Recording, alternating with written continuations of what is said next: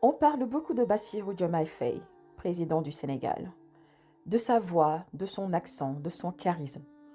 Mais moi, je veux qu'on regarde autour de lui. Parce que parfois, le vrai pouvoir ne se trouve pas dans la lumière, mais juste à côté. Il y a deux femmes à ses côtés. Maricon Faye, sa première épouse, et Absa Faye, la seconde. Et honnêtement, ces deux femmes incarnent quelque chose de très rare. Maricon, d'abord, elle, c'est la prestance tranquille. Elle a une aura de royauté qui ne force jamais. Dans sa façon de se tenir, de parler, de regarder, tout respire la maîtrise. Elle n'est pas seulement une belle femme, c'est une diplômée en banque et assurance. Une femme équilibrée et qui comprend très bien le poids du pouvoir. Ce n'est pas le genre de femme qu'on fabrique. Elle est née pour cette fonction. Elle était née pour être une première dame. Quant à Absa Faye, la seconde épouse, elle a un charisme différent, mais tout aussi puissant. Elle aussi vient du monde de la banque, donc elle est mariée en 2023 au président Diomaye, et elle incarne quand même la modernité tranquille.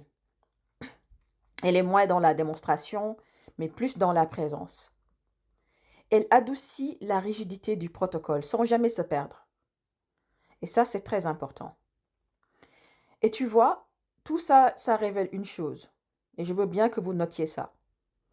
Le choix du partenaire construit l'image publique.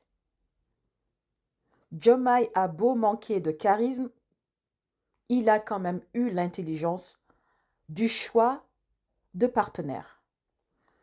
Deux femmes de qualité, deux forces silencieuses qui élèvent la fonction.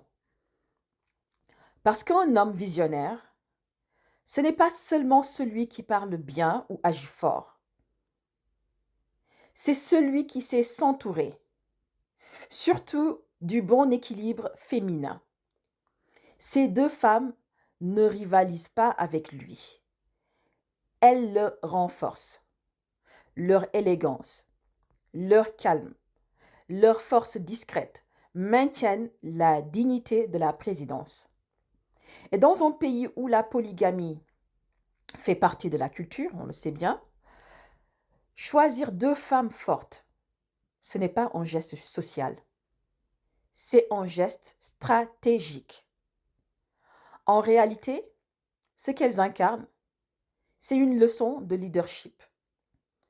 Choisissez des femmes avec une aura de royauté, des femmes qui élèvent votre nom, qui stabilisent votre image, qui inspirent le respect sans dire un mot.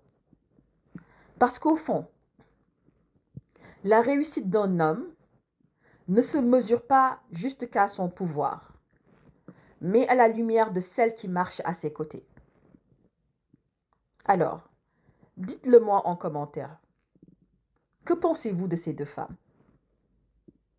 Sauvegardez la vidéo pour la revoir plus tard et faire votre propre constat. Et si on commençait plutôt à parler un peu plus du rôle invisible des femmes dans la posture des hommes de pouvoir?